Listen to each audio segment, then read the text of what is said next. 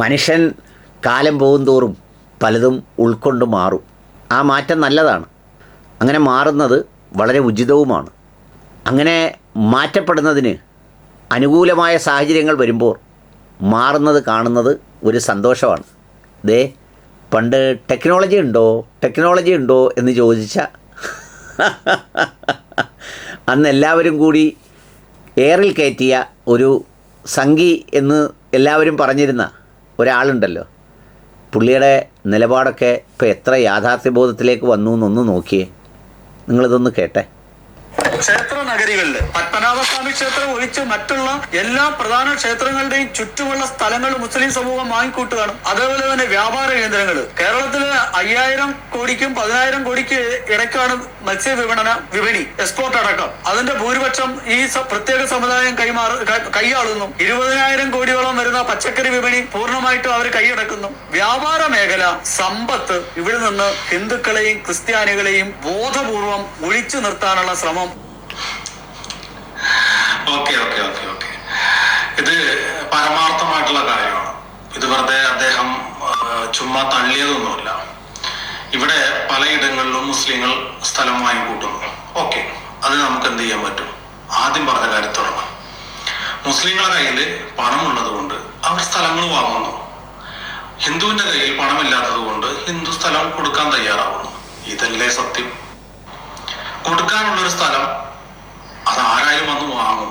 ഈ വാങ്ങുന്നവന്റെ കയ്യിൽ പണം ഉണ്ടെങ്കിലാണ് അത് വാങ്ങുള്ളൂ. അപ്പൊ ഹിന്ദുവിന്റെ കയ്യിൽ പണമില്ല, അവൻ അതുകൊണ്ട് ഇത് വിൽക്കുന്നു. വാങ്ങുന്നവന്റെ കയ്യിൽ പണമുണ്ട്, അതുകൊണ്ട് മുസ്ലിം അത് വാങ്ങുന്നു.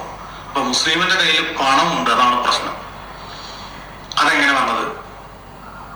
അതുകൂടി നമ്മൾ ചിന്തിക്കണ്ടേ. നമ്മുടെ ആളുകൾ എവിടെയാണ് ബിസിനസ്സിൽ ഇറങ്ങുന്നത് ചേട്ടാ? നമ്മളെ ആളുകൾ എവിടെ ബിസിനസ്സിന് ഇറങ്ങുന്നു? നിങ്ങൾ നോക്ക്, കേരളത്തിൽ ഇന്നു മുതൽ അങ്ങ് വരെയുള്ള ഹൈവേയിലുള്ള കച്ചവടം മാത്രം നിങ്ങൾ നോക്കിയാൽ മതി.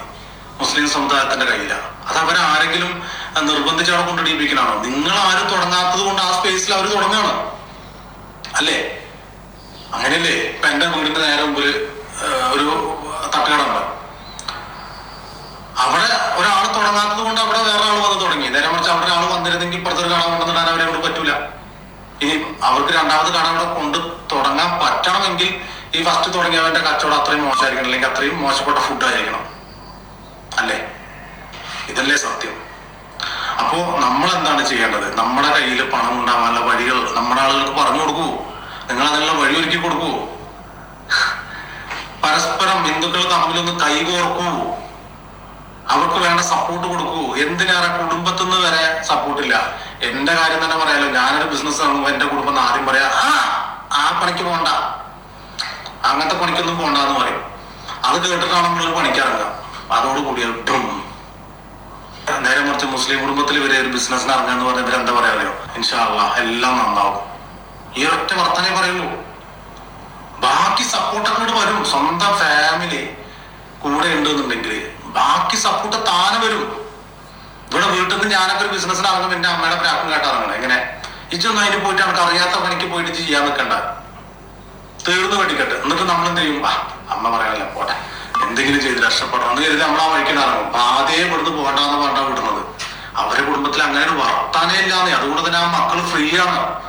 അവർക്ക് എന്ത് ബിസിനസ്സും ചെയ്യാം. അപ്പൊ അവരുടെ പണം ഉണ്ടാവും. ബിസിനസ് ചെയ്യുമ്പോൾ അവരുടെ ഓട്ടോമാറ്റിക്കലി പണം വരും. ആ പണം അവർക്ക് വിനിയോഗിക്കണ്ടേ? ആ പണം അവരെന്ത് ചെയ്യും? സ്ഥലമോ കാര്യങ്ങളോ അവരവരുടേതായിട്ടുള്ള സ്വത്തുക്കൾ വാങ്ങിയെടുക്കും. ശരി, ഇനിയിപ്പോ ഇതൊക്കെ പാടെ അറബ് രാജ്യത്ത് നിങ്ങൾ കൊണ്ടുവന്ന് കമത്തി കൊടുക്കുകയാണ് ഇവർക്ക്, അല്ലെങ്കിൽ തീവ്രവാദ ഫണ്ടാണ് കൊണ്ടുവന്ന് കൊടുക്കണമെന്നുണ്ടെങ്കിൽ എന്തിനാ BJP എന്ന് പറഞ്ഞ ഒരു പാർട്ടി ഇവിടെ തലപ്പത്തിരിക്കുന്നത്? ഇത്രയധികം ഹിന്ദുക്കൾക്ക് വേണ്ടി എന്ന് പറഞ്ഞുകൊണ്ട് നിൽക്കുന്ന ആ പാർട്ടി എന്തുകൊണ്ട് ഇതിനെ തടുക്കാൻ പറ്റുന്നില്ല? അപ്പൊ സത്യത്തില് പണം വരുന്നുണ്ട്. അത് അവിടെ കഷ്ടപ്പെട്ടിട്ട് അവർ അധ്വാനിച്ചുണ്ടാക്കുന്ന പണമാണെന്നാണ് അതിന്റെ അർത്ഥം അല്ലേ? അല്ലെങ്കിൽ പിടിക്കപ്പെടുമല്ലോ, തീർച്ചയായിട്ടും പിടിക്കപ്പെടും. അപ്പൊ നമ്മൾ ഒരു കാര്യം പറയുമ്പോ അത് വെറുതെ ഇങ്ങനെ കാടടച്ച് പഠിച്ചിട്ട് കാര്യമില്ല. ഇങ്ങനെ സംഗതി നടക്കുന്നുണ്ടെങ്കിൽ നമ്മൾ എന്ത് ചെയ്യണം? അതിന് ബദൽ എന്തെങ്കിലും ചെയ്യാൻ പറ്റുമോ? എങ്കിൽ പിന്നെ നമുക്ക് അതിന് ബദൽ എന്തെങ്കിലും ചെയ്ത് മുന്നോട്ട് പോവാം. വളരെ ന്യായമായ ഒരു മാനസികാവസ്ഥയിലാണ് ഇപ്പോൾ ആ ചേട്ടനുള്ളത്. പണ്ട് നിങ്ങളുടെ ടെക്നോളജി ഉണ്ടോ എന്ന് ചോദിച്ച ആളാണ്. അന്ന് അങ്ങനെ എല്ലാവരുടെ ശരിപ്പെടുത്തിയെങ്കിൽ ഇപ്പോൾ ആ മനുഷ്യൻ പറഞ്ഞ വളരെ ശരിയാണ്.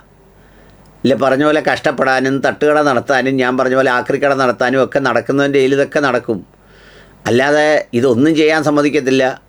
കുറേ ഹിന്ദുക്കളായ മനുഷ്യരും ധാരാളം പേരുണ്ടായിരുന്നു ഈ പശു കൃഷിയിൽ. അവർ പശുവിനെ വളർത്തും, അതിനെ വളർത്തി വിൽക്കുന്ന സമയത്ത് അവർക്ക് എന്തെങ്കിലും കാശ് കിട്ടുമായിരുന്നു. യവന്മാർ വന്ന് അതിനെ കൊല്ലുന്നവരെല്ലാം കൂടെ എടുത്തിട്ട് അടിച്ചടിച്ചിപ്പോൾ ഗോമാതാവെന്നും പറഞ്ഞ് കാല് വഴിയെ തെക്ക് വടക്ക് നടക്കുക. ഇതിനിപ്പോൾ കുറച്ച് കഴിയുമ്പോൾ ഗോമാതാവിനെ വളർത്തുന്നത് എല്ലാവരും അങ്ങ് നിർത്തിയിട്ട് എരുമ മാതാവിനെ വളർത്താൻ തുടങ്ങും. പാവത്തുങ്ങൾക്ക് ജീവിക്കണ്ടേ?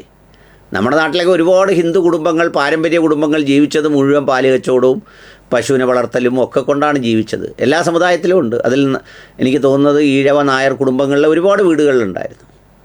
പിന്നെ അതിനോടനുബന്ധിച്ച് ചായക്കട നടത്തുന്നവരുണ്ടായിരുന്നു. ഇപ്പോൾ ഇതെല്ലാം പറഞ്ഞിട്ട് വല്ല കാര്യമുണ്ടോ? അപ്പോൾ അതാണ് അതിൻ്റെ ഒരു സ്ഥിതിവിശേഷം. പിന്നെ ഇത് പറഞ്ഞ സഹോദരൻ അറിഞ്ഞോന്നറിഞ്ഞില്ല, എന്തൊക്കെയോ പണ്ട് ഈ ഹലാൽ ഫുഡിനെയൊക്കെ ചോദ്യം ചെയ്തുകൊണ്ട് എന്തൊക്കെയോ സൂപ്പർ മാർക്കറ്റൊക്കെ തുടങ്ങിയായിരുന്നു. എന്താ പറയുന്നത്, വേറെ ഏതാണ്ടൊക്കെ പേരുകളിൽ തുടങ്ങിയായിരുന്നു. സൂപ്പർ മാർക്കറ്റൊക്കെ ഉണ്ടോടെ ഇപ്പോൾ? അതൊക്കെ എന്തുവാണോ? അങ്ങനെ വാശിക്ക് എന്തെങ്കിലും വിട്ടെന്നും പറഞ്ഞ് അത് നിലനിൽക്കുമോ? അതപ്പോഴേ പുറത്ത് വന്നൊരു സൗണ്ട് കേൾപ്പിച്ച് അങ്ങ് പോകത്തില്ലയോ? സസ്റ്റൈനബിളായിട്ട് ആ ഒരു സംഗതിയൊക്കെ ഉൾക്കൊണ്ട് സത്യസന്ധമായി അത്തരം കാര്യങ്ങൾ ചെയ്യണ്ടേ? ചെയ്താലല്ലേ മുന്നോട്ട് പോകാനൊക്കെ ഉള്ളൂ. ഏതായാലും ആ ടെക്നോളജി ഉണ്ടോ എന്ന് ചോദിച്ച ചേട്ടൻ ഇപ്പോൾ സംഗതി റെഡിയായിട്ട് പറഞ്ഞു.